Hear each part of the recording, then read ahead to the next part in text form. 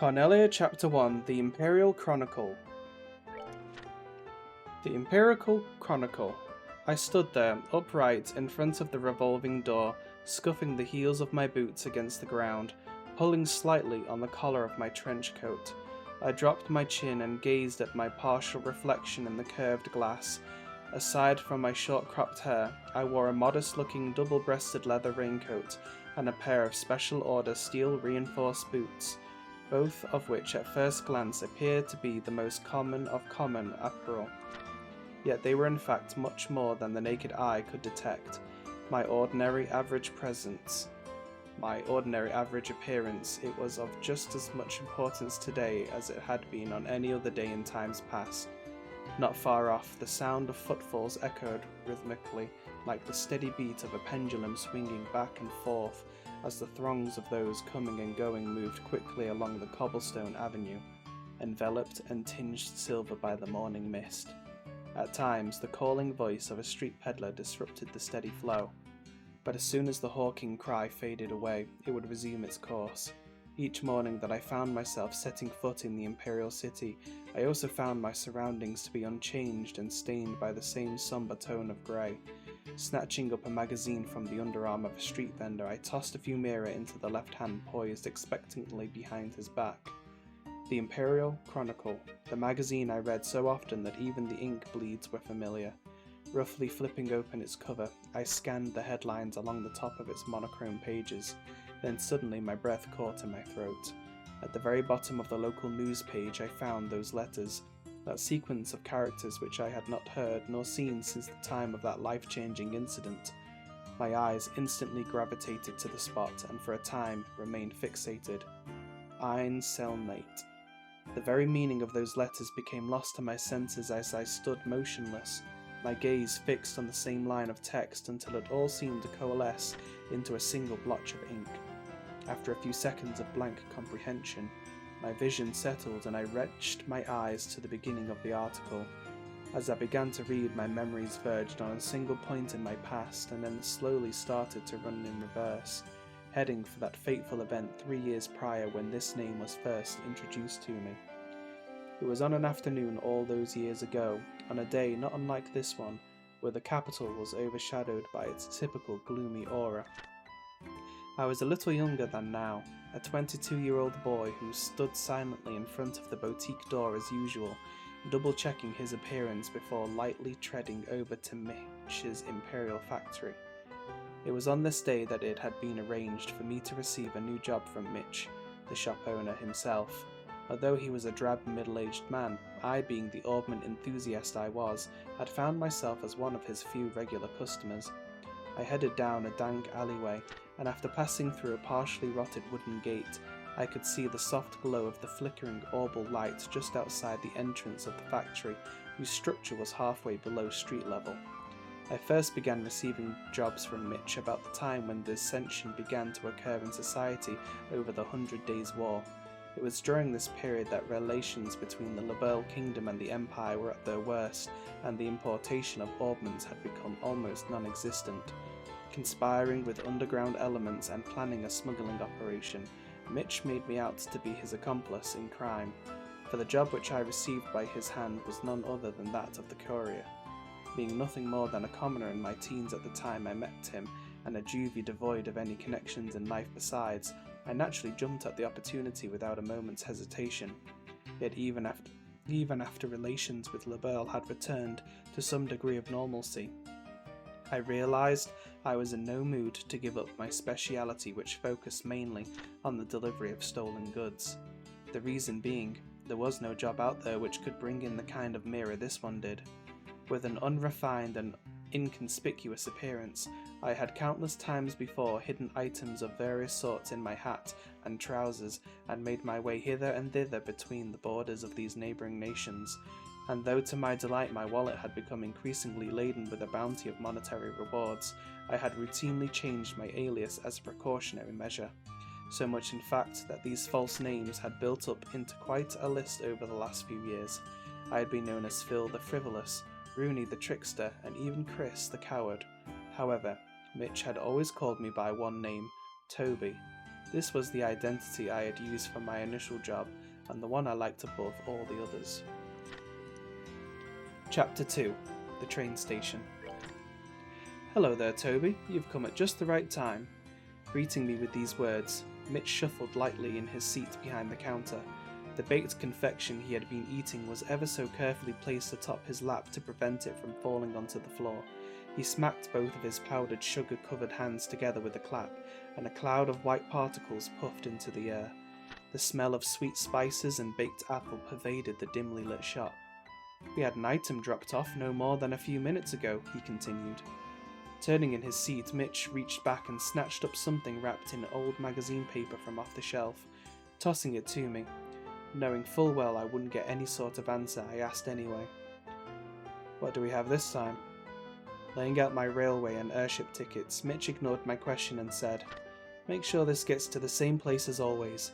In his slow drawl he added, "It would be in your best interest to keep your involvement to a minimum by leaving the business side of things to me. I'm focusing solely on getting the job done, Toby." He leaned back in his chair and let out a deep sigh, the balls of his fingers kneading the bags under his eyes, and once again his large hand extended down toward the unattended cake resting on his leg. Before the sweet treat could reach his watering mouth, I had already made my way out of the door of his tiny shop. As I walked, the waste paper bundled package bounced around inside the folds of my bag. By the feel of its shape and weight as it beat steadily against my side, I concluded that the object in my possession was probably just more swag. It didn't make me nervous not to know what it was that I was carrying, for I had done this type of job many times before, and no matter what kind of trouble I found myself wrapped up in, I had always somehow managed to come out unscathed. In truth, my experience on the job had made me tough, and I had become well versed in the art of orbal magic, so it was that when I laid eyes on that rough-looking trio at the station, I felt no more knots of uneasiness in the pit of my stomach than was necessary for someone of my abilities. The platform for the train bound for La Belle was a bustle with passengers awaiting its eventual arrival. Seeing that the benches were so crammed full of people that they could have very well been a tin of packed sardines, I resigned myself to standing near the entrance, as I patiently waited for the train to come in. Twisting my body in order to move the bag to my other shoulder, I noticed the figures of two men. Heads bent together and conversing in an inaudible tone, they stood just before the ticket gate, right about where the horse head of the imperial emblem lay embedded in the ground in a grand mosaic of tiles. After a short interim, another man approached and joined in the conversation. From my own perspective, this was one ragtag group I most certainly couldn't have given a passing grade to based on looks. All three were extremely well built and sported the same haircut. To put it mildly, they stuck out in the crowd like a bunch of sore thumbs. Making sure to avoid eye contact with them as they glanced in my direction, I slung my bag back onto my shoulder and ever so calmly reached my hand into my pocket and ran the tips of my fingers across the surface of my orbment. A woman's voice reverberated within the walls of the station, notifying the passengers that the train had arrived. The low rumble of an orbal engine could be felt in the distance, and after a few moments, a large vehicle was seen rolling up on the shoulder. I muttered to myself, "All is well," but the sound of my voice was drowned out by the din of the massive machine. Brakes screeched, and a flash of black light reflected off the surface of the giant iron beast as it came sliding in across the rails. The immense vibration in the air emanating from the moving locomotive at its epicenter let me know that the orbal engine had been put into full reverse in order to decelerate and bring the train to a grinding halt. While being shoved to and fro by the waves of impatient travellers flooding out of the waiting area, I was swept toward one door of a passenger car. As we passed by the conductor, I caught another glimpse of the ticket gate. The men who were once there were now gone, and the only thing that remained was the profile of the horse made of glossy tiles, glaring back at me in a shade of deep crimson. Chapter 3. Representative of the Septime Church. The train barreled on, almost flying through the thick veil of fog. Droplets of water splattered against the window's glass, extending out like transparent veins, and continued to wriggle back and forth under the pressure of the swiftly passing wind. Placing the temple of my head against the glass, I stared blankly down at the tickets in my hand and rubbed the two of them together between my fingers. I would be travelling by train to the border city, far south of its imperial cousin, and then to reach the Labelle Kingdom I would have to transfer to an airship. Both of my tickets were first class, but not the highest end seats available. The passenger car was nearly at full capacity, but for some peculiar reason, nobody had seated themselves in the space next to mine. As I mused about the empty seat, it occurred to me that Mitch may have purchased the spot ahead of time, leaving it vacant on purpose. There was no doubt in my mind that he was being paid handsomely to make sure this job was done, and done well. Will you be travelling to the Labelle Kingdom, sir? Right around the time my trip on the rails had passed its halfway mark, I was met with this sudden question, and set up with a start. My eyes searched for the one who asked it. There, standing in the aisle, was a single woman with a radiant complexion, beaming down at me. She wore a coat with overlapping buckles secured slightly above her breast, and appeared to be in her mid-30s. Gingerly bending her knees and pointing her finger at the empty seat beside me, she asked, "Do you mind?" With a tilt of her head, she indicated the rear of the passenger car where swirling smoke saturated the air, and softly muttered, "The smell from the tobacco smoke is just dreadful." Wordlessly, I nodded and dragged my bag from its place on the floor, moving it over by the window to the opposite side of my feet. The woman expressed her thanks and delicately sat herself down in the seat next to mine. For being a perfect stranger, she talked on endlessly, and I appropriately reciprocated the conversation by saying that I was on my way to the Labelle Kingdom on business as an orbment specialist. Her story was that she was on a mission of mercy for the church and had an errand to fulfill in the border city. "Just so you know, people sometimes refer to me as Sister," she went on. "Of course, it's just a nickname." She recrossed her black leather boot-clad legs and let out a sort of suppressed titter from the back of her throat as she made mention of this. Sister Carnelia was her nickname. We continued on in this fashion, subjecting ourselves to a variety of idle banter, and as the time drew on, the sun overhead began to dip in its arc, crossing the celestial meridian and descending into the west. Each time the moving train cleared a grove of trees, the entire vehicle, passenger cars and all, was bathed in a warm apricot hue, flooding into the cabins, creating a majestic spectacle. I gaped at the coruscating effect, and in doing so locked eyes with Sister Carnelia right at the moment the brilliance of the sinking western light seeped into her rich brown irises, causing them to give off an exquisite rubescent sparkle. The glimpse made me wonder if the origin of her nickname was somehow related to the colour of her eyes being likened unto the lustre of a polished carnelian stone. The train gradually began to decelerate, and Sister Carnelia returned to her original seat in order to collect her bags. As a matter of habit, I checked my bag and orbment and found both, the junk paper-covered package and the magical device fastened into my trousers' inner pocket by a series of chain stitches, exactly where and how I'd left it. A woman's voice came over the intercom system announcing that the train would be arriving on schedule and that rainy weather was to be expected at our destination. At the conclusion of the announcement, a number of disappointed sighs could be heard coming from along the rows of seats. Raindrops pattered against the windows outside as the looming silhouette of the overcast city came into view. The station's signal lamp emitted an angular light which was scattered with a refractive effect by the falling droplets of water. Then came a spine-chilling metallic sound, followed by the jolt of the Orbital engine's reversing thrust as the locomotive at the front of the train lurched to a halt. Over the loudspeaker came another announcement, asking passengers to ensure that they did not leave their baggage behind, and with that, several people stood up and crowded into the aisle, watching a station worker in uniform as he waved a small flag amidst the falling rain. I picked up my bag and rose to my feet. I crossed paths with Sister Carnelia as I attempted to step into the aisle, but when she tried to step aside and allow me room to pass, she suddenly tripped and fell forward. Grabbing onto my shoulder for support, she picked herself up and with an embarrassed smile, let me by. I gave her a short bow in line with general etiquette practices, then headed for the exit ahead of her. Following my lead, Sister Carnelia shuffled along closely behind me, so close in fact that it felt as if she would step on my heels. Something about it just didn't feel right. Instinctively sliding my right hand into my pocket, I searched for my orbment, but the brass feeling I had grown accustomed to was nowhere to be felt. In an instant, I felt my arm being twisted behind my back by someone or something with incredible strength. the sleek sound of a blade being unsheathed and then a warning prick of the tip of my back indicated the seriousness of the situation. "I have what you're looking for, Toby," whispered Sister Carnelia in an almost inaudible tone, her lips barely moving just behind my right ear.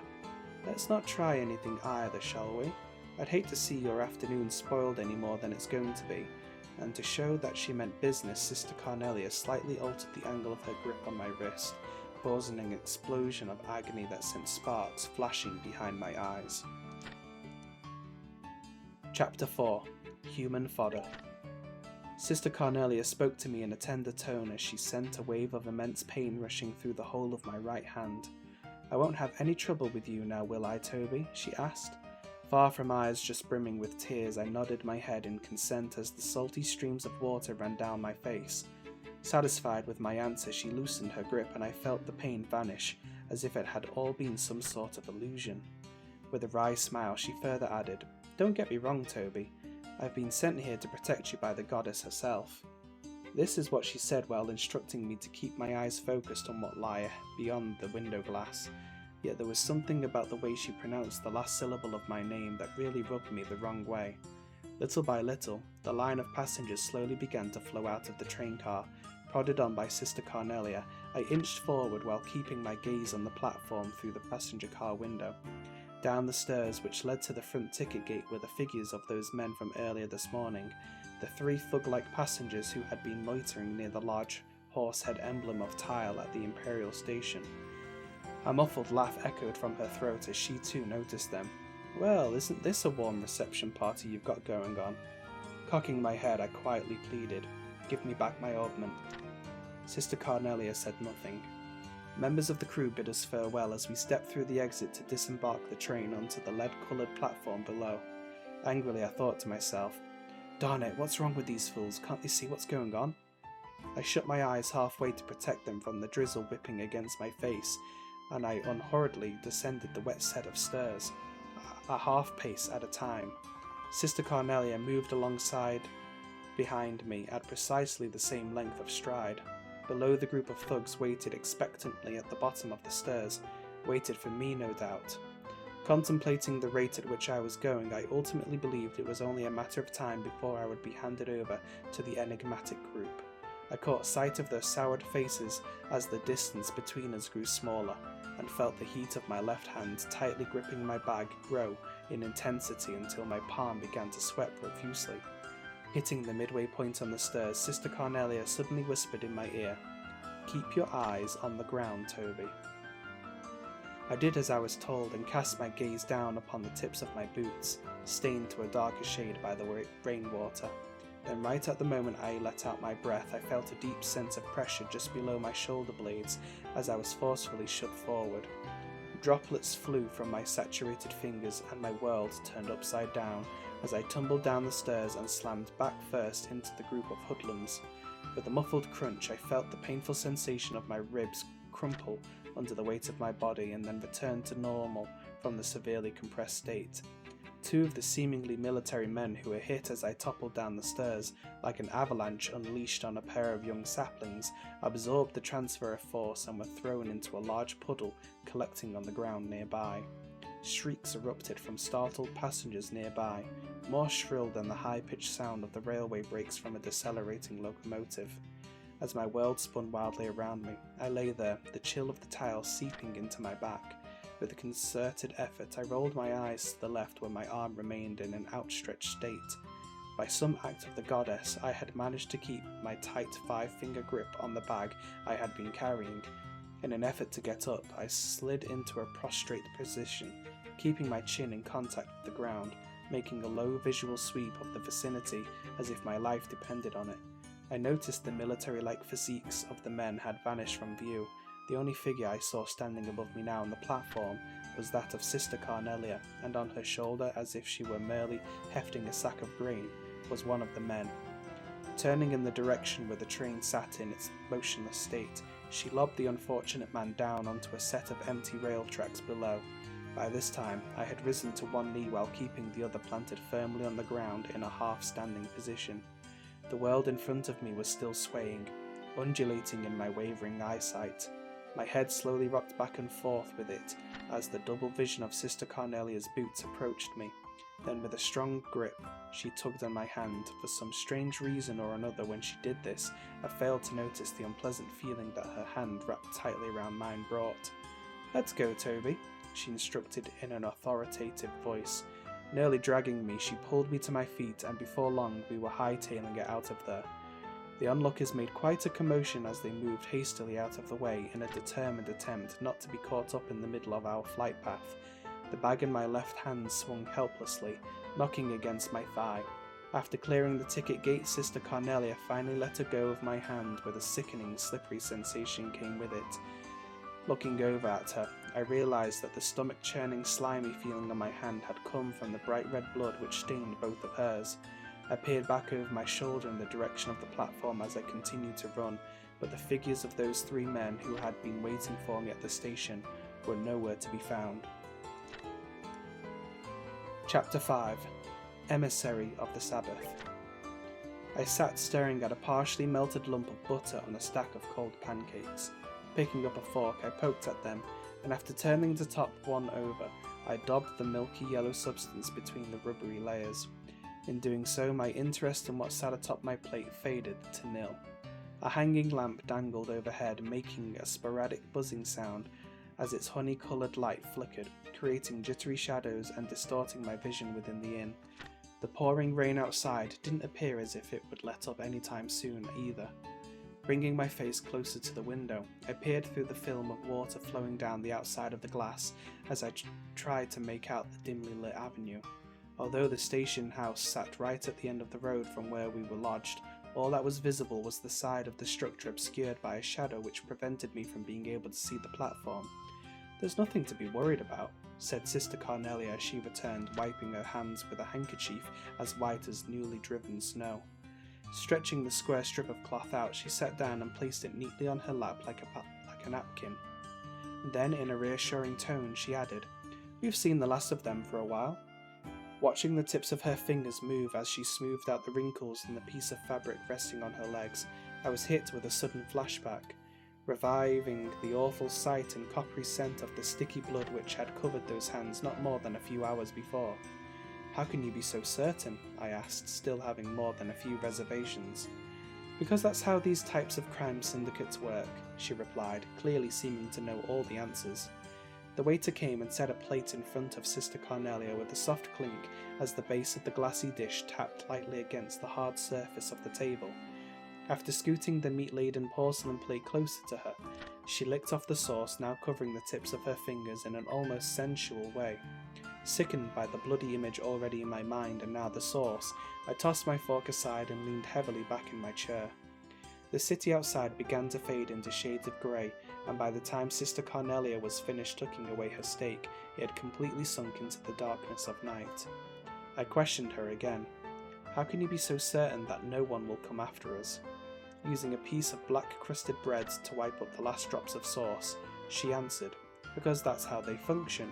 One unit consists of 3 people." Then, as if remembering something else important, she added, "That group that was after you, they're a Jaeger corps." Upon hearing this, I recalled seeing some of those men at the landing port some time ago.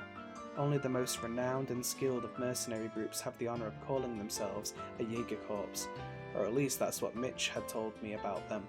They were soldiers of fortune who were said to relentlessly follow the flow of Mira wherever that happened to lead, and they would stop at nothing to get at it, even if it meant spilling blood. Warhawks, mercenaries without borders, and a group never to get involved with, is what Mitch often had a habit of saying about them.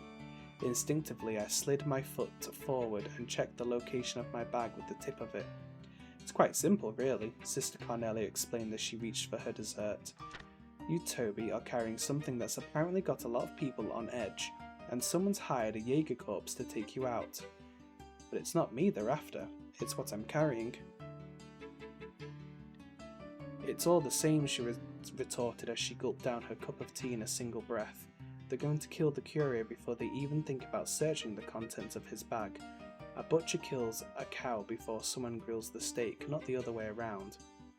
Lecturing me all the while, Sister Carnelia took a glossy tallow-handled knife in hand and sliced into her apple pie.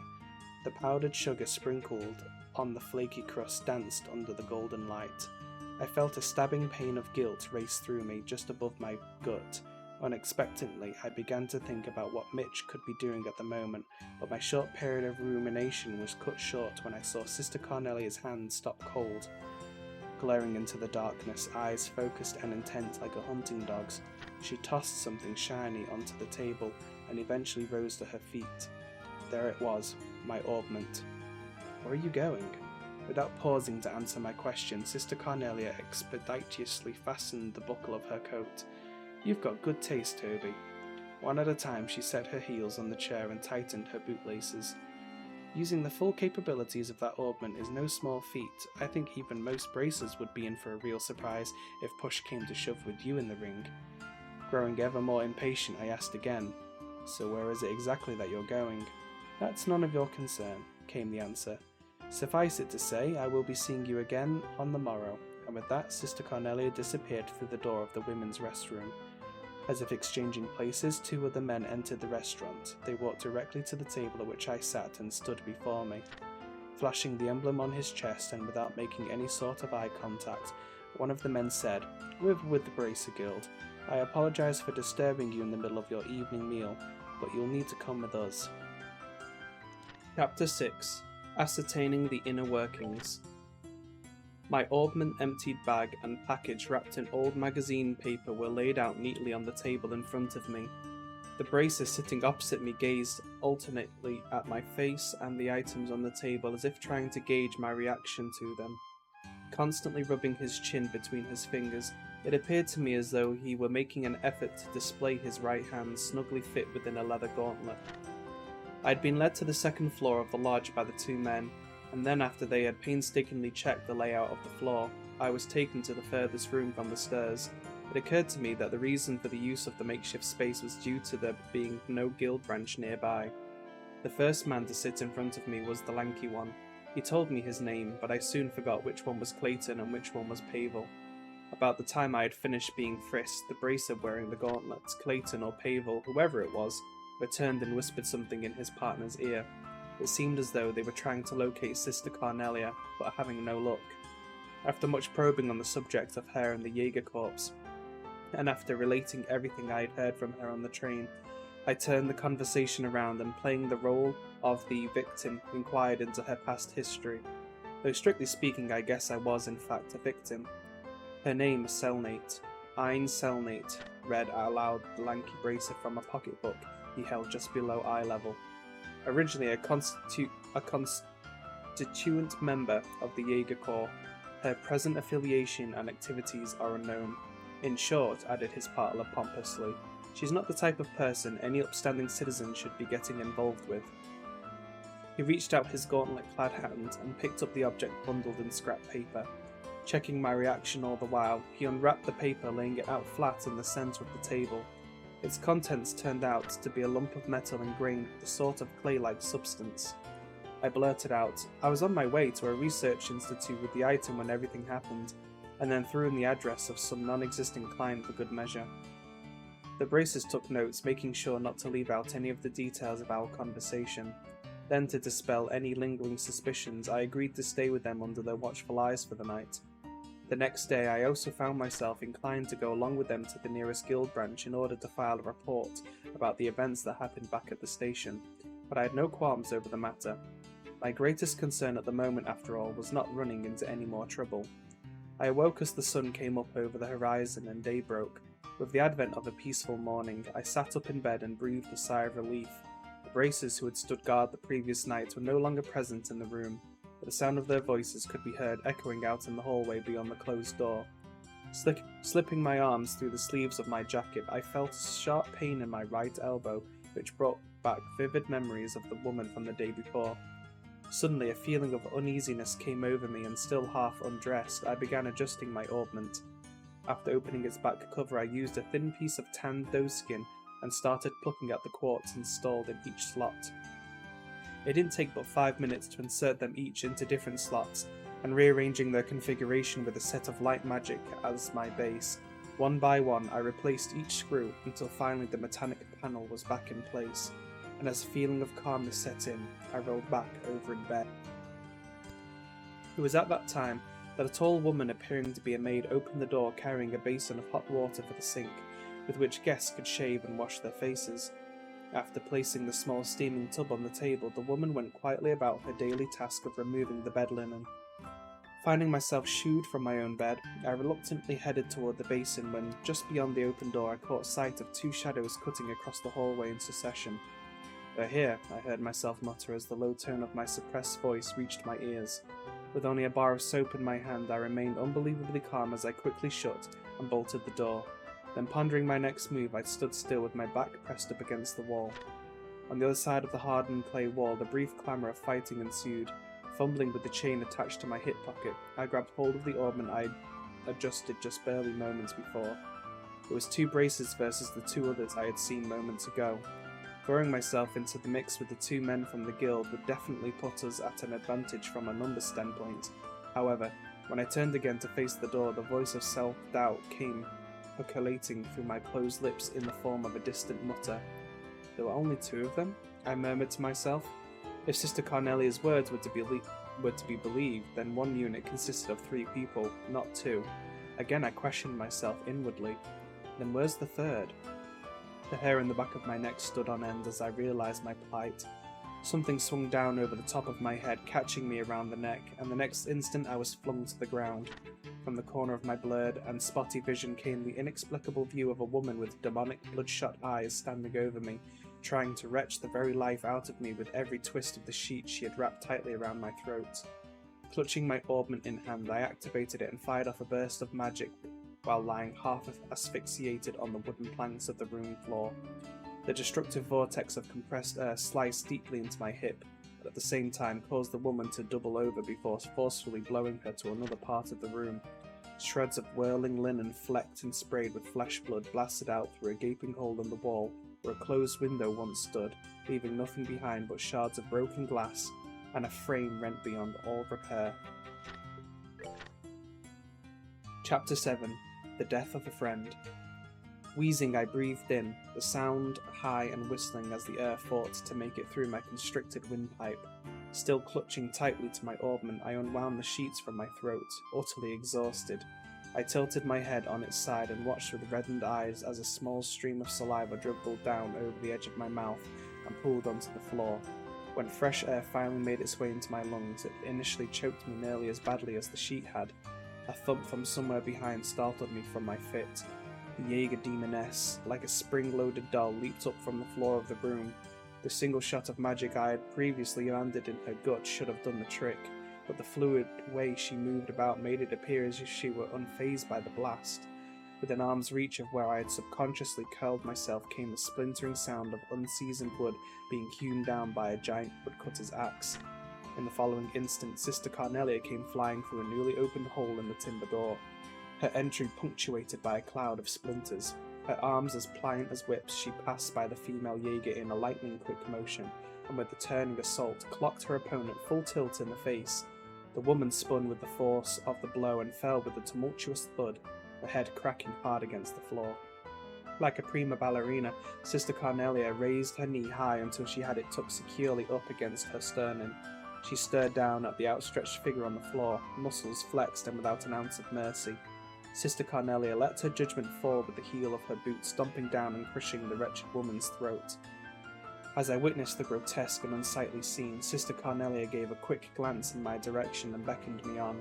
Then, with a nimble hop into the unknown before her, she cleared the broken window frame and lighted to the ground below. Quickly scraping my belongings together, I made after her in the same manner as she had left, out the window with a 2-story drop to the cobblestone side road below. Waiting close by and helping to break my less than elegant fall, Sister Carnelia led me on as we took flight along the avenue, brightly lit by the morning sun. A deafening blur from an orbital engine's whistle indicated that the first train was about to depart. Sister Carnelia immediately pulled a ticket from out of her coat pocket and held it out to me from the side. Reaching for the fluttering strip of paper between her fingers, I realised that I was still carrying the bar of soap from before, so I chucked it, not caring where it landed or who it might hit. Aboard the train, the smoggy haze from the incessant smoking of the nattering gentleman had permeated into every nook and cranny of the passenger car. There was also the smell of a newly printed publications and the occasional sound of someone clearing their throat. It felt rather awkward to have boarded a train bound for the Imperial City with my bag still in hand. "Do you know what your problem is, Toby?" Sister Carnelia remarked. "You're just like that orbment of yours." Using her white handkerchief, she stanched the flow of blood from my leg, which had been lacerated by the spinning aeroblades of the magic. "Once you get yourself into trouble, you keep digging yourself in deeper until someone comes along with a billy club and whacks some good sense into you." Placing a folded magazine on my lap, she tapped on it with the nail tip of her index finger, indicating that I should read what was inside. It was a copy of the Imperial Chronicle, which had been published just that morning. A several-lined article, buried pages behind more titillating news, told of the suspicious death of one Orbital factory owner somewhere within the capital. This was the first time I had ever become aware of Mish's real age. Sister Carnelia continued her lecture as she mercilessly upbraided me for my reckless behaviour. "You miss being caught up in all of this by a hair's breadth," she informed me coolly. At a loss for words over the shock of Mitch's death, I put the magazine away in my trenchcoat pocket. "Another 5 minutes in that shop and you would have gone to meet your maker too." I shook my head and with trembling lips let my thoughts fumble out of my mouth. "I just don't get it. Why did Mitch have to die?" Images of Mitch's cold body behind the counter alternated in my mind with that of the lump of metal wrapped in scrap paper. Just what the heck had I been carrying all this time, and why did anyone have to die over it? I pondered at length. Sister Carnelia met my eyes and held them. "Because it's an artifact," she said simply. "An artifact?" I scoffed as I blew off her answer. It's not like I haven't carried a bunch of them before. Artifacts, in short, were the remaining legacy of an ancient civilization, and the generic term for any unidentifiable mechanism which resembled that of an orbment. I had spent my days as a curious smuggling any number of those items under the false pretense that the goods I was carrying were nothing more than rare antiques, and readily placed them in the hands of those aristocrats amongst whom they were especially in vogue. And for the most part my current possession appeared as though it belonged in the same group as the others. Personally, I could find no other value in the collecting of these artifacts besides the indulgence of oneself in a decadent hobby.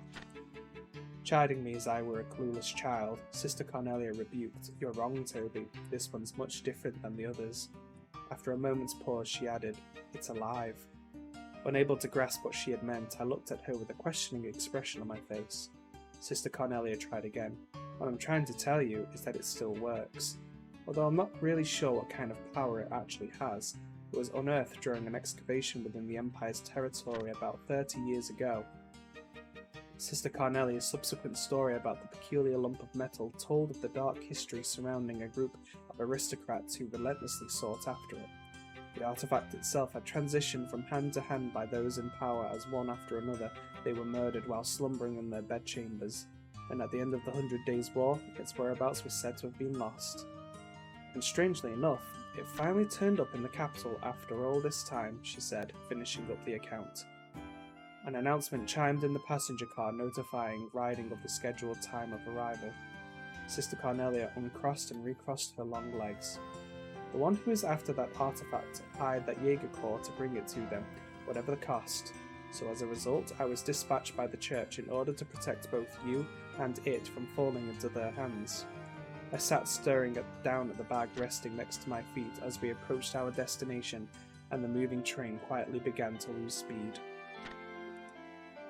Chapter 8. In the Bowels of the Imperial City. Moving purposefully through the crowd, we made our way between the rows of seats. Each time the swinging bag in hand struck the side of my knee, I became keenly aware of its presence. It was an unnerving feeling, quite like I had unintentionally brushed up against someone in an offensive way.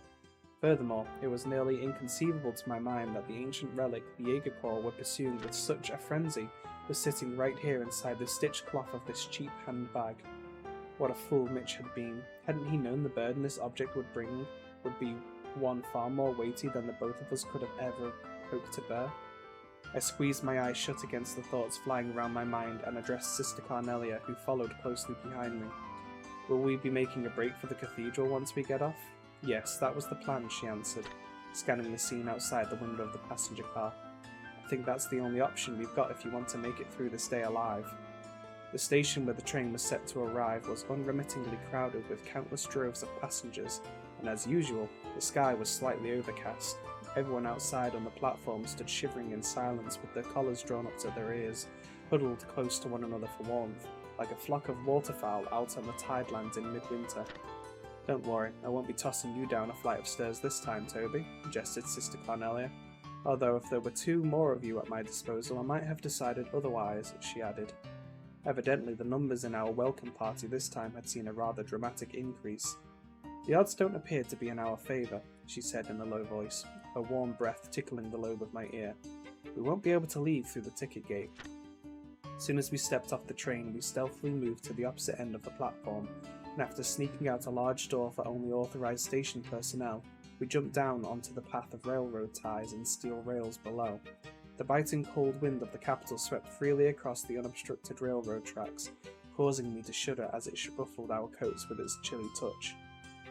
Slipping between the couplers of a pair of freight cars, we moved cautiously along their edge, sticking close to the shadows. Over on the cargo platform, workers were busy unloading containers. For someone who had his mind set on becoming a dealer of pilfered goods, gaining illicit entry into the station house would be one of the first of all basics.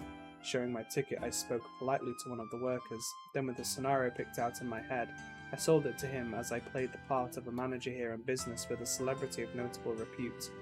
Midway through our conversation, I introduced Sister Carnelia, who did her best to show the man a glamorous smile and feminine pose. I had possibly gone a bit overboard when I stated that she was an opera singer because the way that she carried herself made her look more akin to a low-wage sell song in a bar of drunkards. Yet in spite of it all, the worker graciously let us through. "You're so good at that, it's almost scary, Toby," Sister Carnelia said as we raced through the station's warehouse sector. "You should seriously consider doing another job," she went on. "I bet you're going to tell me to join the Bracer Guild, right?" "Come on, those guys would turn me down in a heartbeat," I said as I laughed off the thought.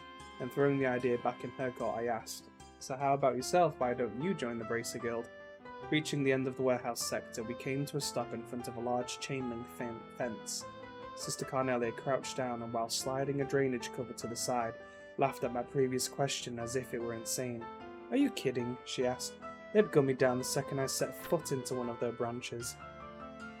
The winding, narrow stone tunnels like the one we were in ran everywhere beneath the capital. We crawled along as the light shining down through the drainage grates on the side of the large road above us illuminated the way like a trail of flickering orbital lampposts.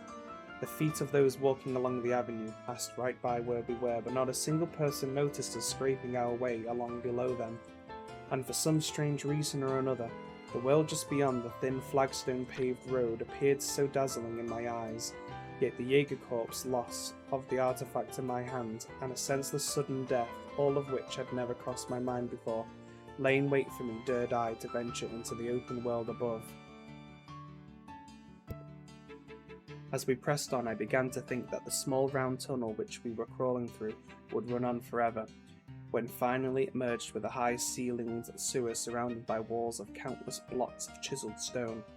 "We'll go through here and make our way over to where the cathedral is located," Sister Carnelia insisted. Raising one brow, she pointed her finger upward. "It's a lot safer down here than it is up there." "That's fine and all, but what are we going to do if it gets attacked?" Sister Carnelia grabbed my hand and with that stepped into the muddy darkness beyond. "Don't worry, Toby," she reassured me. "Faith isn't the only thing supporting the church." Chapter 9. Carnelia. The flicker of dying orbital lamps mounted at equidistant lengths along the sewer walls sent thin streaks of light across the surface of the rippling flow of filthy sewage. Passing in front of these one by one, Sister Carnelia sped down the stone sidewalk. As the sound of her body cutting through the racing tunnel's winds trailed out behind her. Panting and out of breath, I continued to move my feet toward the darkness which lay before me as I chased after Sister Carnelia's flickering shadow. Wayworn, yet without a moment of repose, we headed unrelentingly with our sights set on the cathedral of the Septium Church. We moved swiftly across the moss-covered stone pavement, clacking of our heels echoing in the dimly lit underground. Above ground, the walking distance on the city roads from the railway station to the cathedral was about 3 blocks. If we made our way up through the drainage ditch just beyond the sluice gate, we would find ourselves in the public square outside the massive sanctuary. Up ahead, the light of another orbital lamp came into view. Turning her head in my direction, and without a word, Sister Carnelia extended her right hand outward in a wide motion indicating that we would be turning that way at the next corner. Then, as if preparing for something, she rolled both shoulders in a grinding motion and relieved the last of her tension with a pop of her neck. It seemed to me as though she knew all too well what was lurking within the tenebrous conduit ahead. Under the unsteady and sporadic coruscation of light, the body of Sister Carnelia surged around the corner and disappeared from view. 1, 2, 3 went the walloping echoes, followed by the sound of something being rolled into the channel of filthy sludge. As I turned into the corner, the first things which leapt into my sight were the contorted figures of 2 men on the ground whom I barely missed treading on. Sister Carnelia, who was by this time several steps ahead, continued to run at her usual pace, as if nothing had happened during the preceding seconds. "It's Carnelia!" came an angry but noticeably wavering voice from behind. I glanced to my rear to locate its source, and there I found a man who had dragged himself from the fecal-filled liquid, now lying next to his dead comrades, yelling with his dying breath as blood leaked out of his open mouth. "Carnelia, she's down here!" he managed to croak before falling silent and still. Sister Carnelia paid no attention nor made any effort to look back. I turned my face forward and followed her example. The walls of the conduit leading directly to the sluice gate squared out into an ominous mouth of darkness, seemingly waiting for its next unsuspecting meal. Sister Carnelia gradually slowed her pace to match mine as I had, by this time, become completely exhausted and out of breath. "Looks like these guys are dead serious about getting their hands on that item this time," she said as she focused her eyes on the darkness before us. "So are those men old friends of yours or something?" I inquired. Sister Carnelia turned to face me with her dark and scarlet eyes. "Is that what you heard from those braces the other day?" she asked. I nodded my head and questioned her no further. With head slightly turned down, I forced myself onwards, eyes fixed on tips of my boots. Unexpectedly, Sister Carnelia opened her mouth and said, "Do you remember that woman you had a run-in with back at the inn?"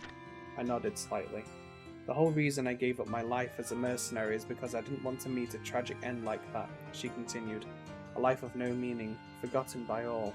I looked up at Sister Carnelia and, seeing a slight show of emotion in the side of her face, heard her repeat the same line of words a few times before finishing her thought. "If I'm going to cash in my life's chips, then I think it's best that I fight for something worth fighting for. At least that way, I'd be able to leave a legacy of my existence behind." Taking in her words, I ran steadily beside her as I felt a sense of nondescript apprehension slowly begin to creep over me. During the short intervals between breaths, it suddenly seemed as if I were hearing the faint sound of sloshing water from behind, which caused me to prick up my ears and turn my head in its direction. "So you noticed it too, huh, Toby?" Sister Carnelia slowed her step until finally coming to a complete stop. "They've blockaded us from behind, so there's no turning back now," she said, the direness of our situation heavy in her voice.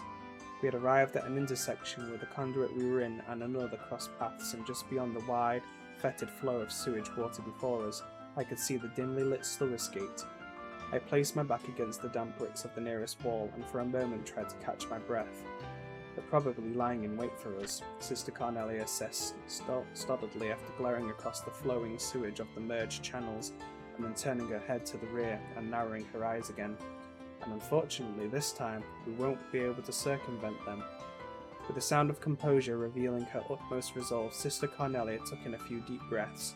I laid hand on my orbment, gripping it in the palm of my sweaty hand, and then wrapped the strap of my bag securely around my opposite wrist. And as always, Sister Carnelia checked her boots before standing upright.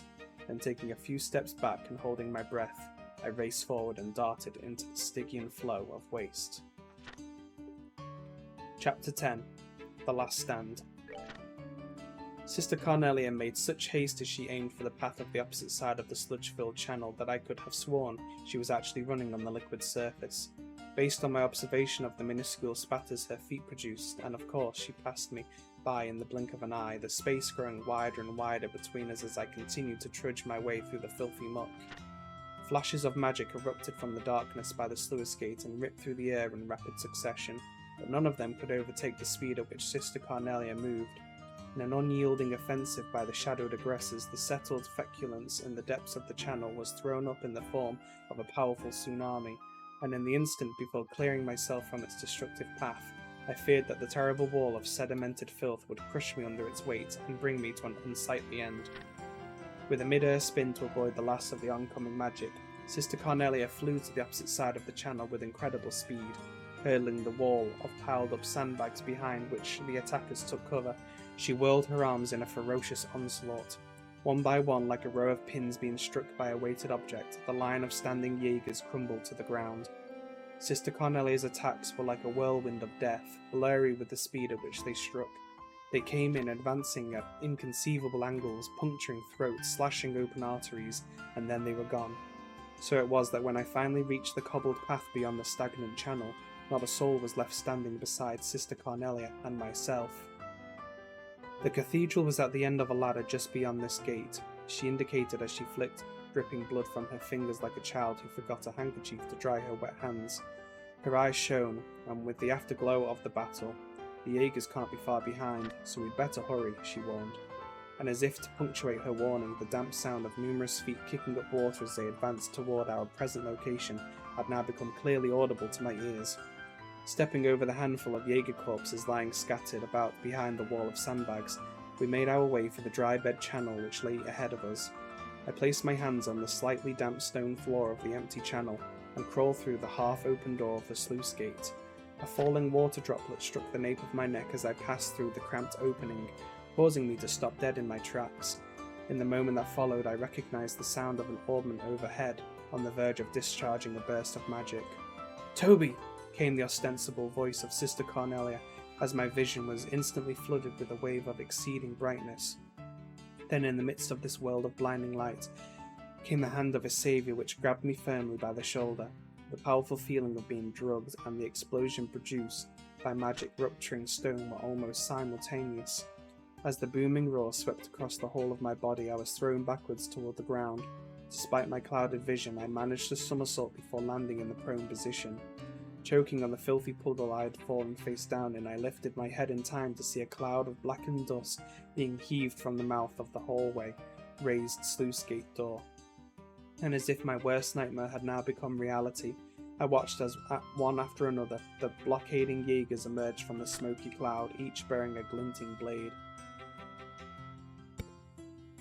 I floundered about on the slippery mud and watched as their ranks sprang into action and closed in, their rugged facial features now visible to my eyes. Instantly rolling to the side, I unsheathed my hidden blade as I attempted to deflect a wide arcing slash of another with my bag. The cloth of the bag, over which the sharp edge ran, split open without a sound, and the paper-wrapped ornament fell onto the cobbled floor. Frantically I searched for the ornament at my side, but I was unable to get a grip on it because of my clumsy, panic-stricken state. One of the mercenary men, his eyes intent on my throat, drew back his long sword to end my life. But before he could make his move, a dark silhouette appeared from behind him. It was Sister Carnelia. Her hands, moving with such finesse, disarmed the man in an instant and left only his sword behind before he was launched from view into the hanging shadows veiling the dank conduit. As the sound of the falling sword struck the ground with a high-pitched clink, Sister Carnelia dropped to her knees. Her soft whispered words were full of regret. "I'm sorry, Toby." With her head bowed forward, I watched in disbelief as several streaks of blood began to run down the side of her face. "It looks like the goddess may be calling you home too," she said gently. Once again, Sister Carnelia rose to her feet, her coat hanging in tatters, eyeing her outer garment's ragged state. I knew for certain that it had been caused by the previous blast of magic. In order to protect me from harm, Sister Carnelia had willingly used her body as a shield to absorb the brunt of the force, and now a strain of effervescing crimson blood had begun to seep through the cloth covering her breast. I swiped up the artifact which had tumbled to the ground from the hole in my severed bag and tore away the wet paper which covered its surface. Then with the cold lump of metal in hand, I placed it atop my ornament as I gripped them both tightly together. The sound of footfall from the Jaeger corps had by now subsided. They stood in a cluster with their swords drawn, effectively blocking any possible escape through the sluice gate. Sister Carnelia let out a shrill cry, and I, as if taking the sound to be a command to attack, unleashed the energy pent up within my ornament. The device roared, and at the instant the magic was discharged, I felt an intense wave of searing heat graze over my cheeks, as my entire body was immediately blown backwards by its powerful force. Stunned, I collapsed onto the floor. When I finally forced open my eyes, I could see Sister Carnelia standing above me with her back turned to face me. Her right arm had lost all strength to function and hung limply at her side. Dazedly, she slid to her knees and slumped onto the ground before me. I pulled Sister Carnelia close to myself and, hugging her tightly, blasted the pack of assailing mercenaries with an instantaneous wave of magic. But then it was all over, my last stand ending as soon as it had begun. Countless razor-sharp sword tips stared down at us from all sides. Convinced that I had finally reached my life's terminus, I raised my right hand, and while placing a false hope in my orbment that it could somehow protect us, I activated it, the last of its energy being consumed as it was drained to empty. Whirling arrowblades spun around us as I closed my eyes and accepted my fate, and behind my darkened eyelids, an endless realm of whiteness began to spread out before me. Final chapter, a legacy never to be forgotten. A legacy. I was followed by the light only to be spewed, moments later, onto a patch of hardened ground. The air was filled with the scent of sun-baked earth. Yet for being the floor of some grandiose heavenly estate inherited by those in the afterlife, it felt quite like the flagstones I had grown accustomed to in my past life. Upon feeling around in my immediate surroundings, my searching hand found soft locks of dishevelled hair. It seemed as though Sister Carnelia had come as well as I met our Creator firsthand. Gradually, as I lay there, I felt something warm swell within the pit of my stomach. Weary and spent, I just let the feeling spread over me. It was about that time that the sound of murmurous voices started to fill the air around us. Warm breath trickled across my nose and brow, letting me know that I was being stared at directly in the face. As my eyes adjusted to the intensity of the light, I realized that I was looking into the face of a young girl who beamed back at me brightly with the widest of smiles. However, she seemed a bit young to hold the esteemed position of the goddess. The knell of a bell overhead rang out loud and clear. Strangely, it sounded exactly like the cathedral's distinctive toll. Taking in this series of events to be rather odd, I picked myself up and at last awakened from the dream which had temporarily invaded my senses. There it was, the familiar cityscape, the sounds and even the scent of the breeze. I knew the place by heart. It was the public square of the imperial city which unfolded before the great cathedral of the Septium Church. I opened the fingers of my right hand and stared down at the metallic lump in its palm, entrusted to me by Mitch. Golden filaments of light swirling across the surface of the artifact. I instantly recalled Sister Carnelia's words. "It's alive," she had said. And as I watched the ancient light gradually fade away before closing my hand around its surface once more, I believed it. Supporting each other by wrapping our arms around one another's shoulders, Sister Carnelia and I hobbled and limped our way toward the magnificent cathedral as the awe-inspiring figure of the goddess Adios stood silently with unfurled wings, watching over us from the deep-hued stained glass window above. And as for the events which followed, they were all settled in an orderly fashion. The metallic lump which Sister Carnelia had so daringly risked her life for was turned over to His Eminence, the Cardinal who presided over the cathedral.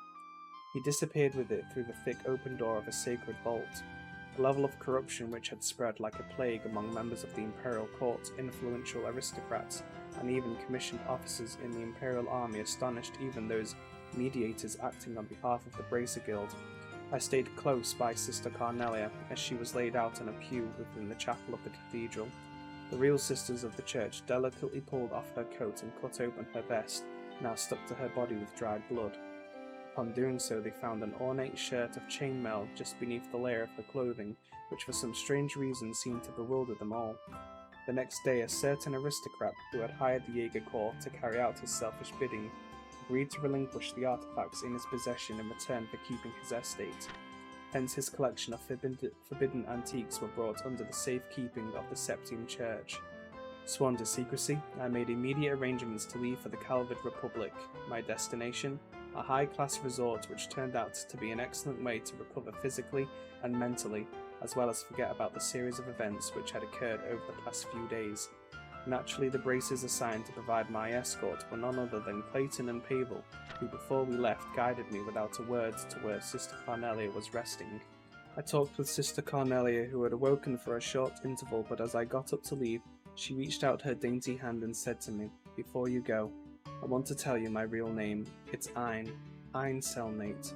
I took her unblemished hand in mine and gripped it firmly as I expressed my appreciation for what she had done. And today, now 3 years later, I stood staring at her name once again, but this time, printed on a page of the Imperial Chronicle. Ein cellmate.